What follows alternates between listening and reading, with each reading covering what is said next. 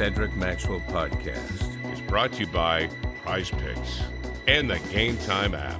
All right, another episode of the Cedric Maxwell podcast. I am Josue Pavon. Cedric Maxwell is here, of course, and we got a special guest.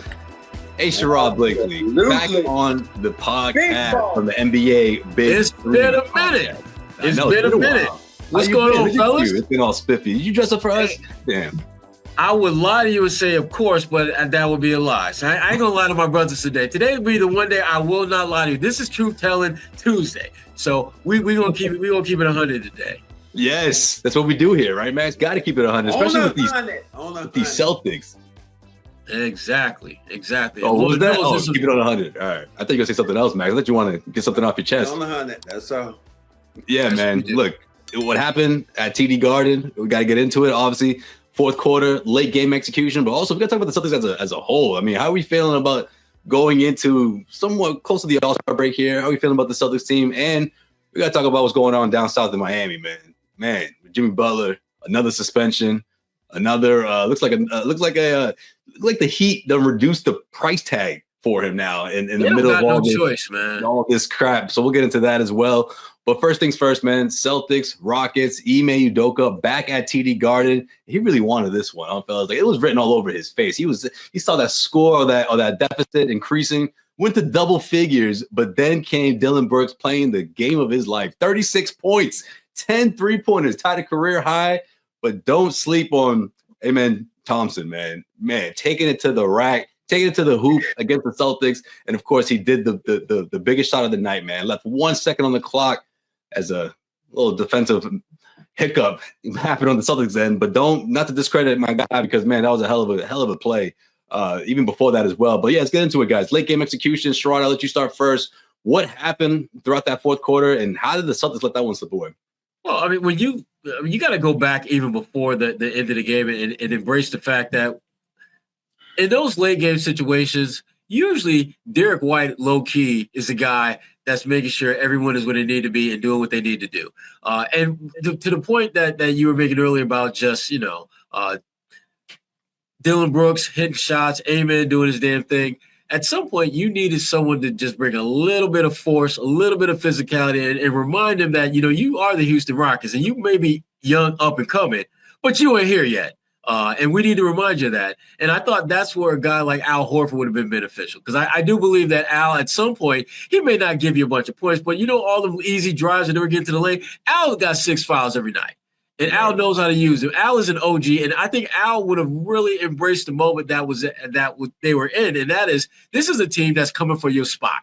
This is a team that believes that if they play hard enough, they're going to beat you, and they did. And the Celtics, to me, this was a reminder of just how important having all the pieces in the kitchen are.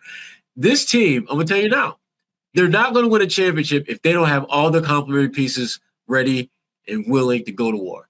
Because what they did last year, winning a championship and not really getting a huge game or get a huge series for Porzingis, that cannot be your ideal blueprint to win another title. You're going to need everyone to step their game up and be available to step their game up if you're going to win a second title. And when they have those games where you're missing one or two key pieces, this is what happens. I mean, think about this from Luke Cornett's standpoint.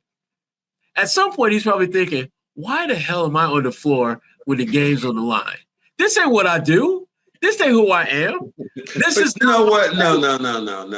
Max. If you that's the truth.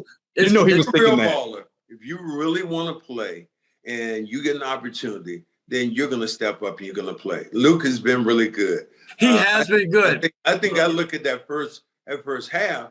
Jayson Tatum was no place in sight. Jayson Tatum didn't score in the first half. Now he had a really good second half, but defensively, you look at what the thing you talked about is Derek White. Derek White would have been one of these guys against Brooks. Yeah, and probably he would have hit 10 threes on White. He could have slowed them down, but because he was pretty much wide open. Then he started hitting some tough shots. Hauser not being available, but this is what I talked to Al Horford about. Al told me, and we had breakfast. He said, when it came to not playing on the second night of back-to-back, he said, whoa, wait a minute. No. I trained for this. I trained for this. He said, but then I had to understand the importance of my legs in these other games or in late game situations. Right. That's going to be a tell-all, really, when you talk about the Knicks. The Knicks are playing well, right behind the Celtics. But the minutes, some of these guys are logging right now, 38, 40, 43, 44 in the second half of the season in the playoffs. Last year, they didn't have anything. So I don't look at this. I looked at that game yesterday. Was a really good game. And it was a coming out party for me watching Thompson. He was athletic. He's strong. He's physical. He did a lot of things. Brown and Tatum, Brown in the second half, Tatum in the second half were really good. But who was really good for most of that game, if you hadn't been foul difficulty, probably was Porzingis. Right. Porzingis, when he picked up that fourth and then the fifth foul, he was relegated to a guy who could just stand under the basket with his arms up in the air. Right. So so Luke played well. The opportunities for them were there to win that basketball game, but to see the Celtics now, what they're doing at home and not playing well, and their record at home comparably to what they do on the road, this is a team that goes out on the road. And maybe they don't need they're looking at maybe they don't need the home court advantage, because you think of what happened. They went out one time west, they came back 3-1. They go out this time out west, they come back 3-1. Now, likely when they lost to the Lakers, I was full of shit then looking at that game. But anything else, what they did, I think they shot themselves in the foot with the second game they played out there against the Clippers. Clippers had nobody playing. Nobody playing. And the Celtics essentially had a fur ball and almost cost that game, almost coughed it up. And then they had to play the Lakers the second hour back-to-back with Tatum and Brown, and those guys logged in big minutes. And I think that cost them. Yeah. Well, Max, how about the way that trip ended? I thought Kristaps Porzingis reminded us, I mean, maybe we already knew, but just how dominant he can be, one, and two, how the Celtics look completely different when he's playing at that level. Now, look at the box score here. We got 7, 8 attempts. I mean, granted, he was in foul trouble, in that fourth quarter, which to me, I understood why when they had the foul to give, okay, you pull him, you get the foul in, but then why not put him back in? So, to Sherrod's point, I was surprised to see Kornet back out there for the final play of regulation.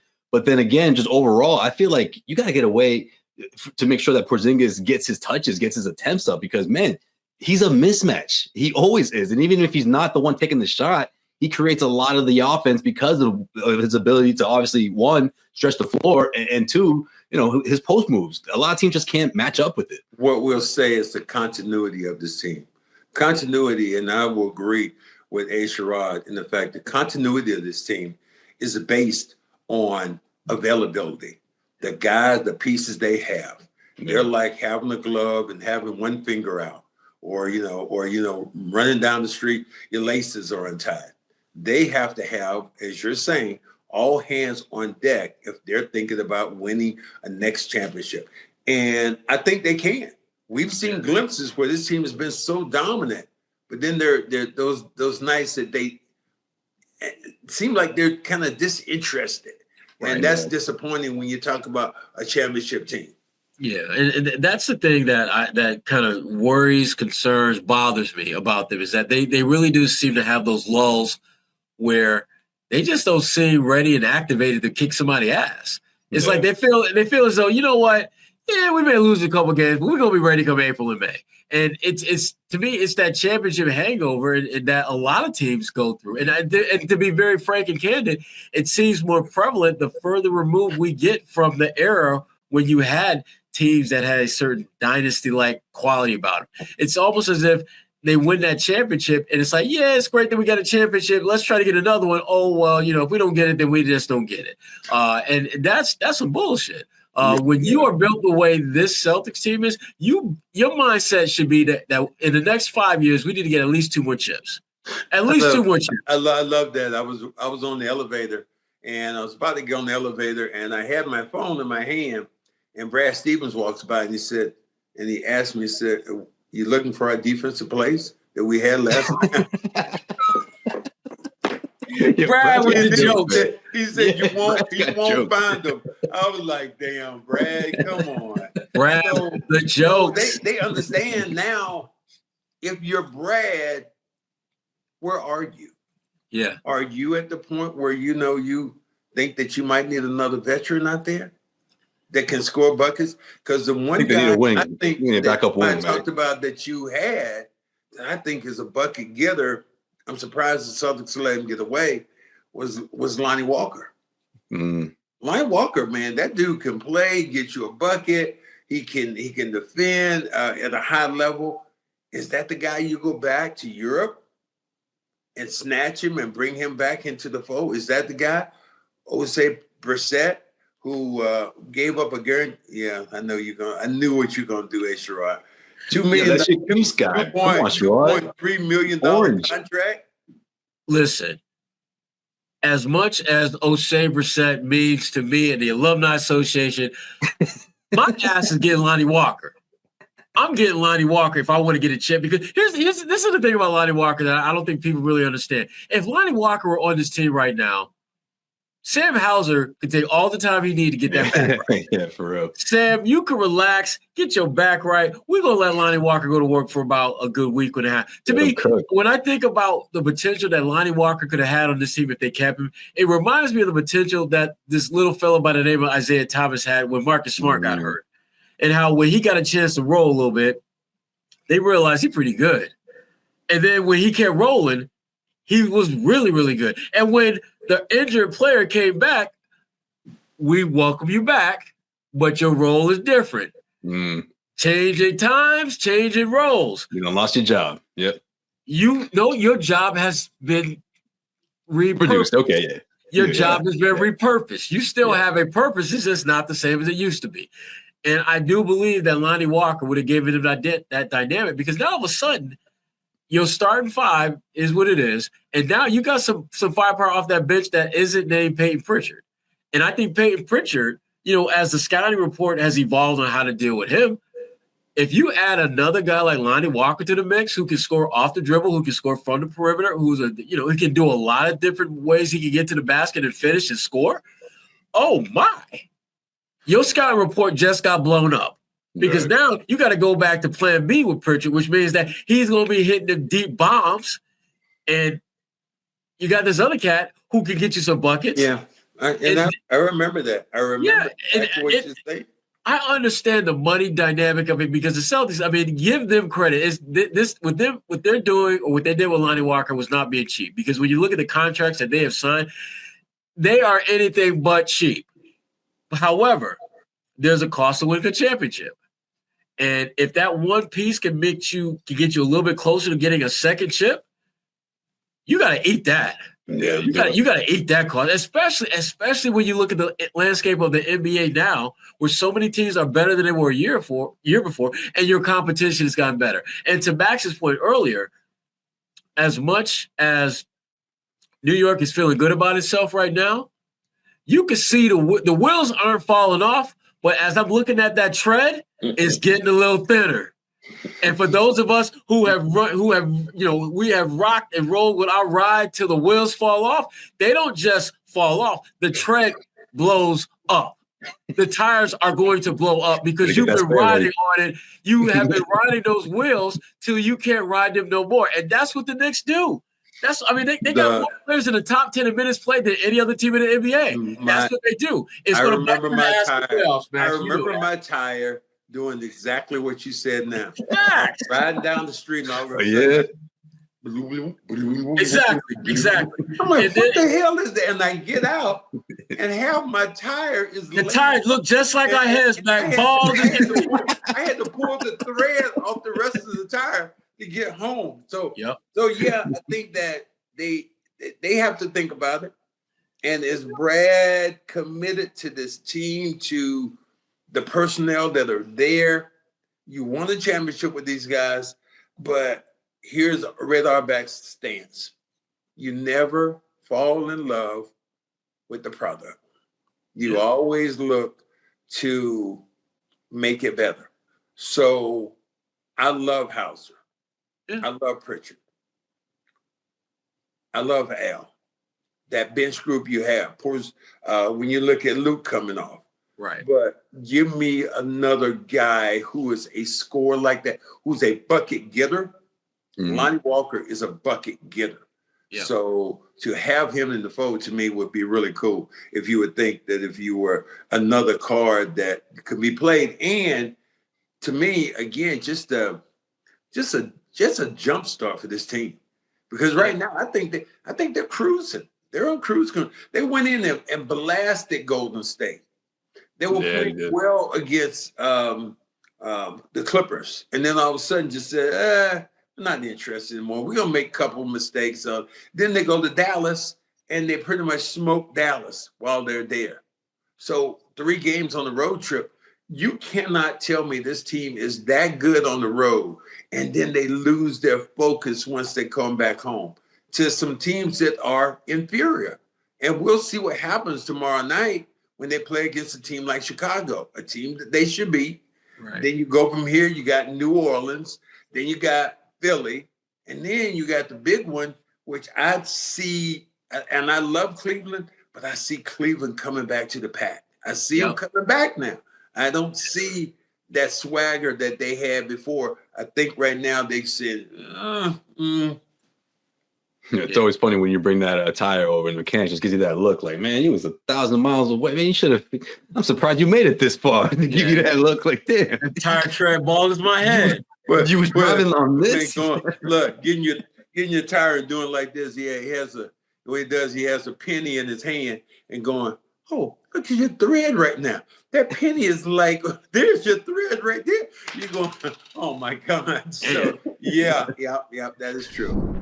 This episode of the Cedric Maxwell podcast is brought to you by PrizePicks, the best place to get real money sports action with over 10 million members and billions of dollars in awarded winnings. PrizePicks has made daily fantasy sports accessible to all. You just pick more or less on at least 2 players for a shot up to 1,000 times your cash. Run your game all season long on PrizePicks, and right now with the big game just around the corner, it's now or never. Do not miss out on this great deal that is only going to happen between now and the big game. All right. It's the best place to win cash while watching the big game.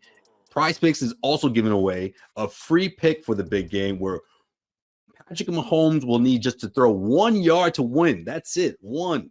Easy, right? If you're correct on at least one more stat projection, you win real cash. Check out the promo tab to tail any of our super sweet Millie winners big game lineups. If you tail a lineup that goes 3 for 3, you can win a split of $1 million in promo funds.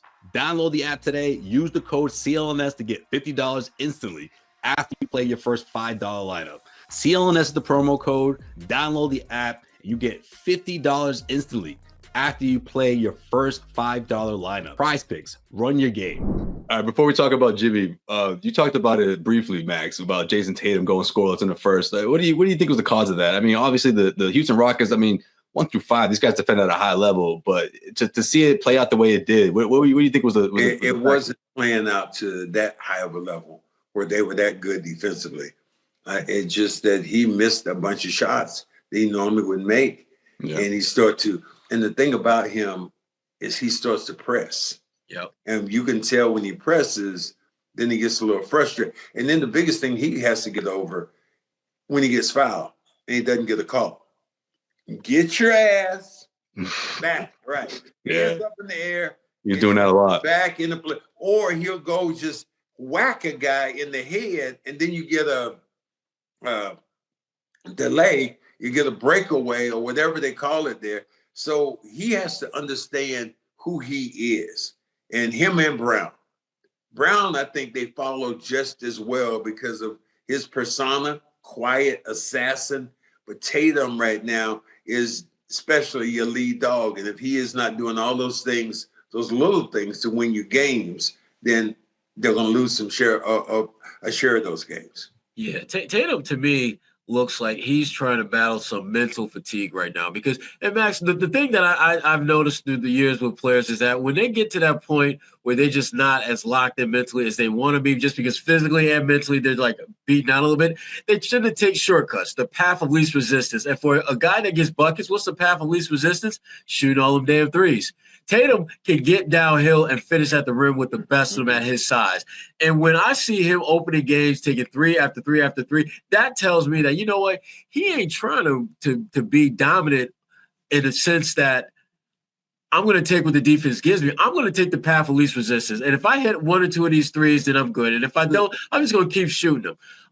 And again, Houston, obviously trying to minimize his impact was part of the game plan, but Tatum aided that process by simply taking the path of least resistance, which is jacking threes. Well, I'm going to go old school here and go with you, Sherrod. Where's Josue at? Is he in a club? Because they keep blinking the damn yeah, I don't know what that was. Did the last call for alcohol? I don't know. What's going on? I mean, he went from Brockton Wi-Fi to Brockton lighting. Rod's used to it at this point. He's like, there's always something going on with Josue. Damn. Josue looking at the lights like you go to a club. Did I pay this shit today?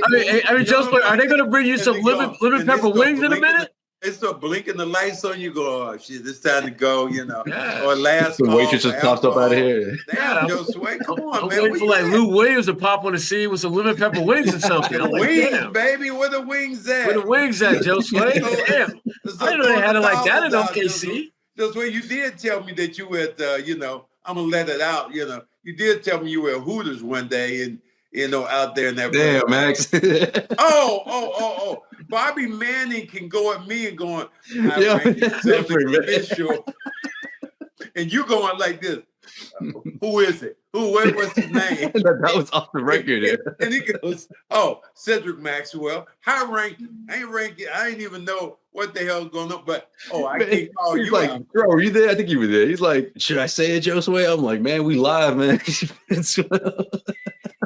He just left you out to dry, Mac. I thought you were going to mention the lemon pepper wings from another spot. But anyways, I digress. All right, Jimmy Butler talk now, because from the report, it seems like he wasn't a big fan, or at least this was the breaking point for Jimmy, finding out he's going to come off the bench after serving a 2-game suspension because he didn't make it to the plane on time after those guys got trapped down in New Orleans, which is crazy, by the way. New Orleans looking like Boston. I thought OKC got it bad with the snow, but man, New Orleans got it worse. And he was late, got suspended for a second time after serving, what was it, a 6-game suspension the first time. This time, the 2-game suspension. He comes back, doesn't even make it after shoot around because he said, what? Coming off the bench? Why, I have never walked off. Suspended indefinitely. And now, according to Sham's latest report, is the asking price has gone down.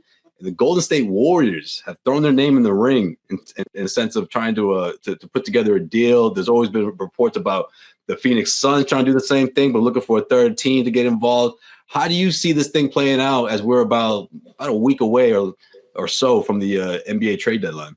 I wouldn't touch him. I wouldn't touch. I would not touch Jimmy Butler at all. And here's why.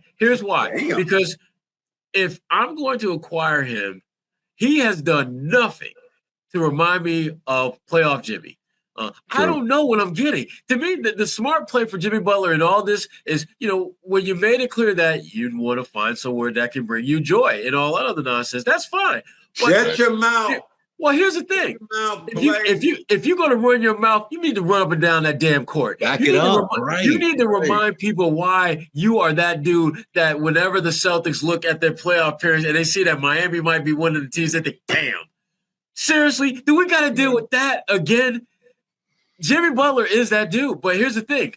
Jimmy Butler was that dude. I don't know if he's that dude anymore because I haven't seen him out there to validate or reinforce that. And if you're Golden State, that is a major roll of the dice because you better believe that Golden State is going to give up at least one player that they don't want to give up in that deal. And that's going to be the one player that's going to go to Miami. It's going to fit into that Heat culture and play hard and play and do all the things and make them a scrappy-ass team. He may not be the future face of their franchise because they got that with Bam and Hero, but he could be that third piece that makes them competitive and give somebody in the first round some fits. Meanwhile, Golden State, you might get playoff Jimmy. Hell, you may not even get to the playoffs to get playoff Jimmy. And then where you at? You just invested $50 million of some change into a cat. He's not going to go there unless you give him some type of Wink, wink. That's going to give him an extension. Yeah, and he's going that last year. You got to understand something. This dude wants to get paid like he's 28-year-old Jimmy Butler. That dude is gone. That dude ain't giving you. That dude is in your text. When I was telling Max one episode, man, he's been hanging out with these soccer players too much, man. You trying to get that kind of money? When I am doing my Google search on Jimmy Butler, I can find 28-year-old Jimmy. If I'm going to see the Heat play, that dude ain't there. Yeah. That dude is a digital memory. He's not that good anymore. And again, can he help a team? Well, I think he's good enough in spots. Yeah, he's not going to carry you the way he is, and that's just human nature from all of us. But hell, did we think LeBron James would still be playing like this now? But you know what? LeBron has never had a period where you question whether he could do. He's had games, and he's had maybe a 3, 4, 5 game stretch, but there's never been a significant period of time where you're just like, I don't know if LeBron got it anymore. Because the minute you even have that as a fleeting thought, that brother go out there and get you 28, 12, and 7. And he usually does it against somebody like Wemby, or he does it someone like Tatum, somebody who, because of who he's doing it against, reminds you that damn, he still got that in him. But let me ask you this, and you know, I love to look at people's faces. And you and Josue, can his son play in the NBA? No, I'm gonna say the loud part that Jaylen Brown should have said out loud when he had the opportunity. No. And Max, and this is why. Yeah, you don't have to just read our lips. We'll just stay with the mics on. No. Hey, listen, this is Truth Telling Tuesday, so let's just keep it 100. All right. When you are playing in the G League, this is what we do. When you are in the G League and you are a legitimate NBA prospect, there's a level of dominance that you should be playing at. When I watch you play, I should be able to single you out, not because of necessarily all the points you score, but because of the way you are simply playing at a different speed, a different gear, there's a different way that you move and groove that sets you apart. And even when you put up big numbers, like I look at what's his name, a young fellow from Alabama that the Celtics have. JD. Yeah, he puts up big numbers all the time. But when you look at the people that he's playing behind with the Celtics, you ain't beating Peyton Pritchard out. You damn sure ain't beating, Drew Holiday out. You're not beating Derek White out. So he's a guy that's done some things that, man, I sure would like to see what he can do at the next level. But that shot is not going to happen. Now, flip over to Bronny. Who the hell do you got to beat out in LA? You ain't got. I mean, your daddy already got you on the squad, so you're good right there. You have the clearest, easy path to playing that any late second round pick has ever had. All you have to do is be a slightly above average entry level NBA player, and you can't do that because partly because I just think that his talent has not had enough time to develop. I think if he had another year or two in college, I think he would be a solid NBA player, but he's just not ready. And the Lakers have not done him any favors by putting him on this platform in a major market like LA, where the pressure for him to Since we start drinking right now. So Max, you have to start drinking. Facts. Listen, you haven't even taught that. Yeah, you're old, man. I'm about to go over there and help you with that bottle. But he's just listen. That's some good stuff. I hope that Bronny gets an opportunity to develop because he's just not ready to play now. Well, first of all, he's an odd size. He's an odd size. He's 6'1". When they wanted him out on the floor, he's about 6'1". He doesn't have over the top athleticism. Does not know. Yeah, but that dunk was kind of crazy. I'm with you, but that was that poster he had. I had them Jets. You can't even compare. And so if you were 6'1", you got to be 6'1.5". You got to be extraordinary shooter, or have an amazing quickness, or your basketball IQ has to be absolutely amazing. Or you know what? You got to be a legitimate dog among dogs like Avery Bradley was. Avery Bradley did not have other than he had really good wingspan. He did have that going for him. But more than that, Avery Bradley had that I am a dog and I am going to dog your ass every single centimeter on this court. If I'm Bronny James, I am working my ass off to be an elite defender because that's literally the only way. How can you be an elite defender if you're 6'1.5"? Who you calling? You got to be a lot of it has Max. It has to be mindset. You have to mentally be that. I don't care mindset or not. You're 6'1.5" in the league. That most of these guys at that position are 6'4", 6'5". Even Drew. Yeah, you even Drew. You're to be elite in this league physically. You got to be stronger than some of these guys, or quicker, or whatever. There has to be something. Yeah, you're right. He has none of that. But this is going to be his college, I think. Whether it's 3 years, 4 years. I mean, I don't think it's going to be one of this thing. This is the year that we talk about him in the G League. All of a sudden, he makes that. You know what though, Josue? This is when the rubber's going to hit the road, and you're going to have good tread on these tires when this happens. The Lakers are going to, at some point, whether it's through the draft or through free agency, add a guard. It's going to be a guy in that 6'3" to 6'5", 6'6" range, and they're going to be a guy that will be a starter for them. Bronny is going to get a training camp. That dude is going to kick his ass. And then it's like, okay, you can't beat this rookie out. Okay, you can't beat this other guy. You're basically the fifth guard on a team that's only going to play 2 or 3. Right. Why are we paying you again? Should I open it now? Yeah, man, might as well.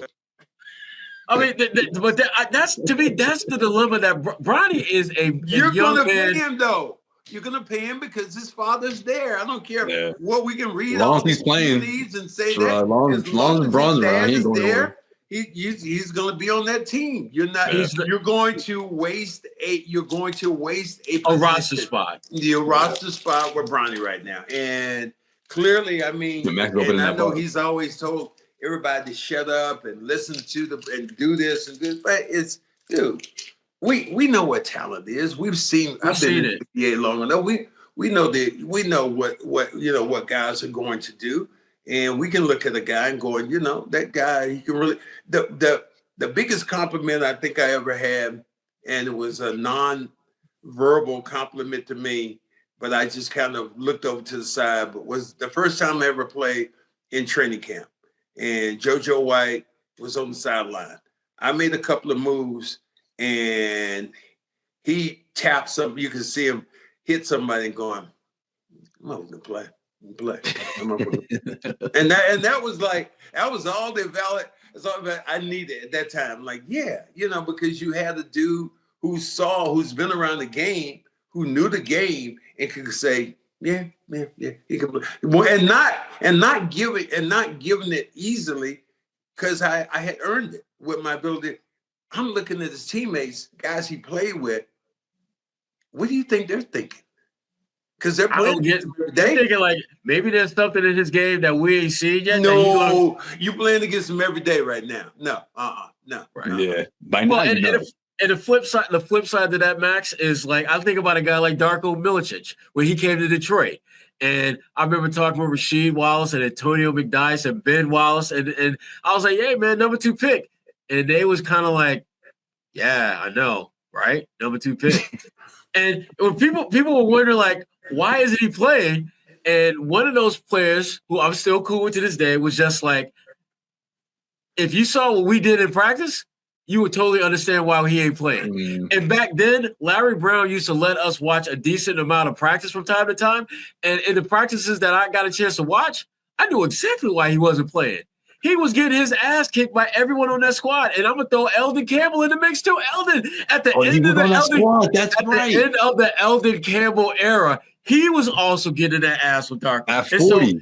Wow. We're not talking about like young with the Los Angeles Lakers Eldon Campbell, because that dude was pretty nice. He was all right. Or even the Hornets Eldon, right? Even the Hornets Eldon. The Eldon Campbell in Detroit, he was just basically finishing out the ride.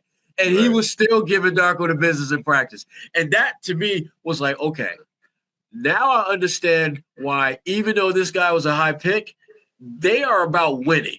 And they don't give a damn where you were drafted. They trying to win games. And that, to me, is a concern with Bronny. I don't feel as though they are positioning him in any way that's going to work out for him, because they're putting him in a lose-lose situation. If you struggle, then you're going to be seen a certain way. If they don't play you, you're going to be seen in a certain way, and neither one of those ways is a good one. So to me, Bronny can't win. no matter what he does. The only way that he can come out of this all right is if he outperforms everyone's expectations. And based on what I've seen, based on what I've told, based on the fact that not even our good friend Danny Ainge, who loves to throw ointment in the game when he can, did not want to draft him in the second round. Because Danny had to think, if I draft him, the Lakers are going to want to have to deal with me. I'm going to give me an extra pick out of it because y'all know that's how Danny roll, which I love. I respect the hell out of Danny for that. Yeah. He is the ultimate deal maker. And even he was like, nah, we good. We good. And we ain't talking about Danny in Boston. We talking about Danny in Utah. We good. Go ahead. So I feel bad for the kid because I just think that he's been put in a situation that he doesn't deserve to be in. Now, his younger brother who's coming up the pipeline, he's coming. Now, let me tell you right now, when he enters the draft, there ain't going to be maybe we can get him to play. Oh, hell, look, we want him to play for us. We don't give a damn what Daddy Brown wants. Yeah. We're going to get him to play with us. And I think he will be a future first-round pick because he's got that kind of upside to him. Bronny, not so much. Yeah, he set the Hoop Hall Classic on fire, man, over at my old stomping ground, Springfield College. Yeah. That's a good call, actually. Yeah. This episode of the Cedric Maxwell podcast is brought to you by Gametime. It's the NFL playoff season, and you don't want to miss out on some classic, historic moments with Gametime, okay? Because Gametime will make sure that you not only get great tickets, but also make sure you get exactly what you're looking for, all right? Gametime has a new feature called Gametime Picks that makes getting tickets for events even easier, all right? We're talking about filtering out the fluff to show you only incredible deals on great seats so you don't have to waste your time searching through thousands of tickets. Best value, all right? And right now, for the NFL football playoffs, I mean, we're talking about some of the memories that you'll never forget, all right? I'll never forget, man, it was freezing cold, all right? Watching these Patriots, the good old days, and my beer turned into slush, but guess what?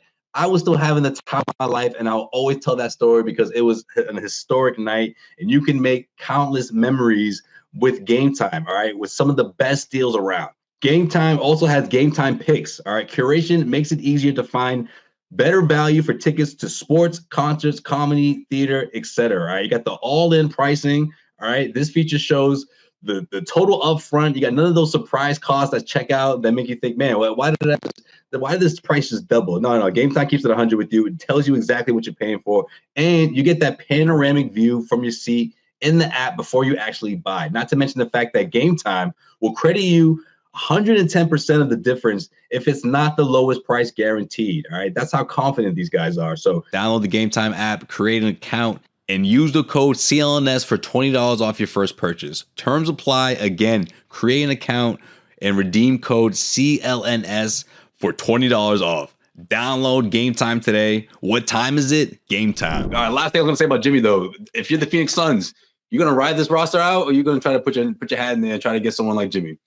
It could be a desperation move. How do you get him? How do you get him? How do you get him?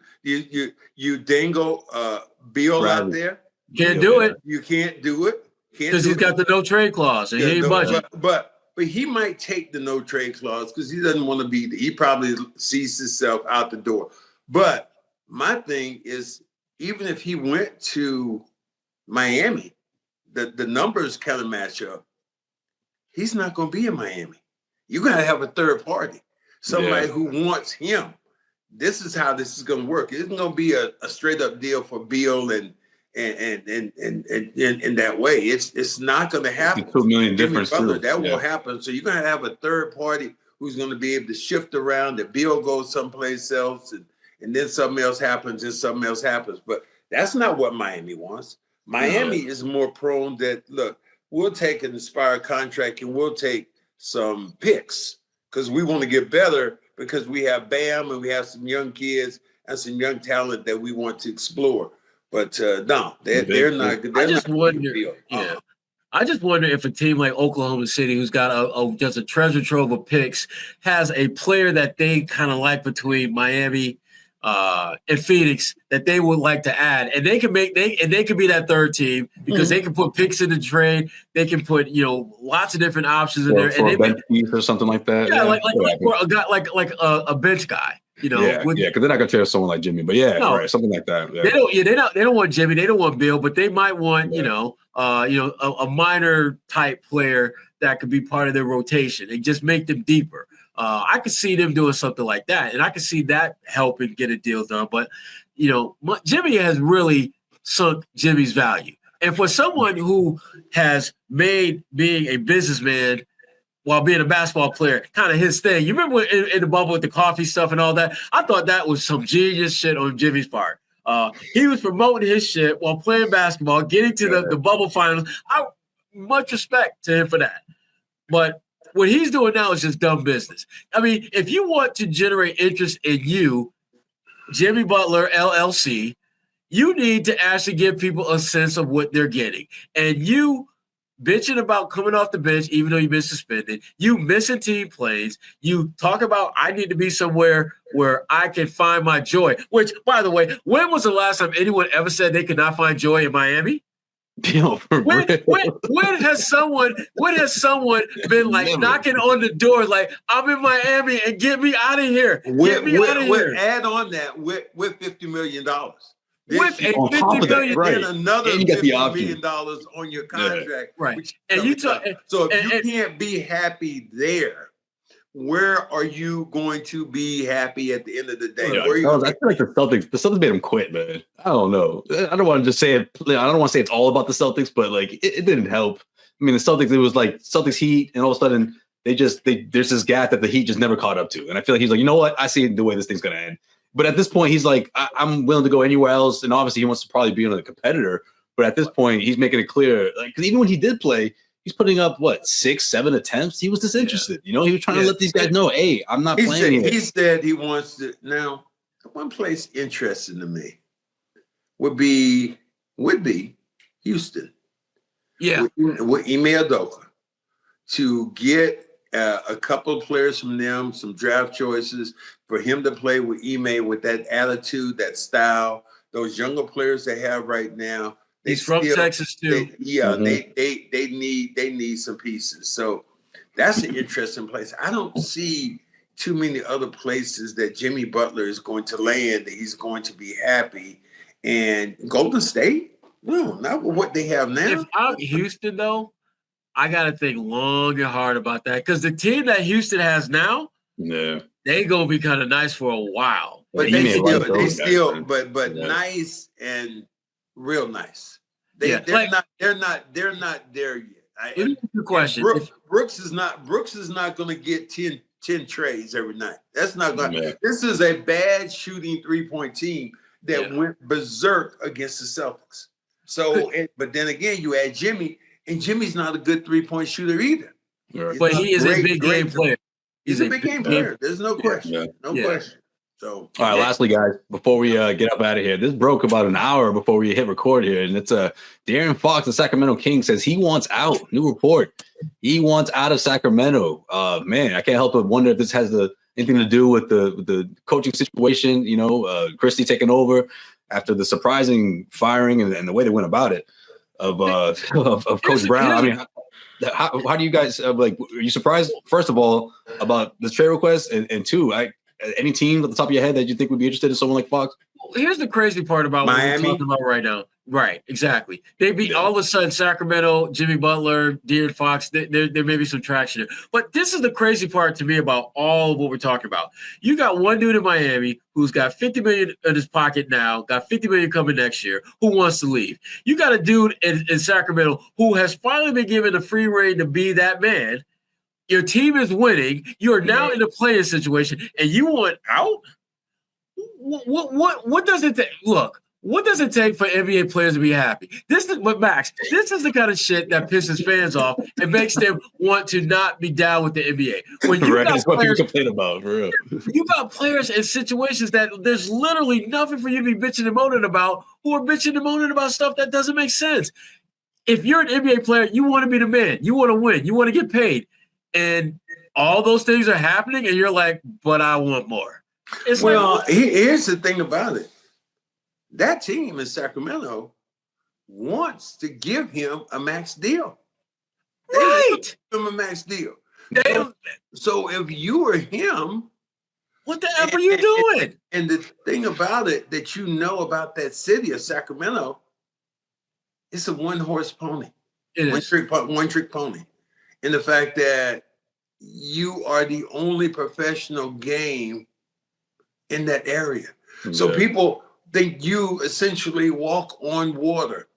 They got an owner of that team, and this is what was crazy. Somebody told me. They said he has a house in India. 28 stories. That's his house. It's an apartment building, 28 stories. How often do you see a room but that's how much money this guy has. So it's not the money. He's just not happy. And the place he seemed like he would be happy would be Miami with Bam. But how do you get him there? Because if you're Sacramento, you're not touching Jimmy Butler. You're not bringing him in. You're not giving him another 50. You're not giving him another. And that's the holdup. Let me ask you a question, Max. Understand that his days of getting those max deals, they're over. Would you consider flipping De'Aaron for Hero? I would do that deal. Oh yeah. I would do it. I like literally the minute that deal was like put on the table, I'm snatching it off the table, finding my favorite red pen, and be like, yes, let's make this happen. If you're Sacramento, though, why would you make that deal? Unless, to me, I think that might wind up being if something like that were to materialize. I think whatever deal involves Jimmy Butler or Sacramento is going to have to be a 3-team deal, and there's going to have to be a team that's throwing some picks in there to sweeten that deal for someone like Sacramento, for example, who probably don't want to do that. But if you could get a guy like Hero and get you a couple of first-round picks in the process too, that deal becomes palatable. It's not your preferred choice of doing things because preferred is to keep him in the toe. Yeah. But if he wants out, because you don't want Jimmy Butler 2.0 if you're Sacramento. So you need to get rid of right, exactly. So and meanwhile, the rest of the Western Conference is just like, phew, thank God that boy want to be out. Shit, we good. They looking like damn. Oklahoma City thinking like, all right, cool. Houston like, bet, cool. Right. Shit. That's man. I just don't see how it all plays out between now and the trade deadline. But man, stay tuned. I think something's coming down. A couple of trades here or there. Prizes for sure. We'll see what the Celtics do. Maybe some type of tweaks or some kind of signing. But either way, everyone's going to be paying attention. And Max got the bottle ready. He's ready to go. Celtics back home at TD Garden. See if they can get a win against the Chicago Bulls. But of course, you already know we'll be back next week. Hey, Sherrod Blakely, appreciate you checking in, man. Thank you, boss. Good to see our brothers. All right. Josue, stay off them lemon pepper wings, man. That's all I'm saying. I'll try. Damn. He is Cedric Maxwell. I'm Josue Pavon, and we'll see you guys next week. Leave a mark, man.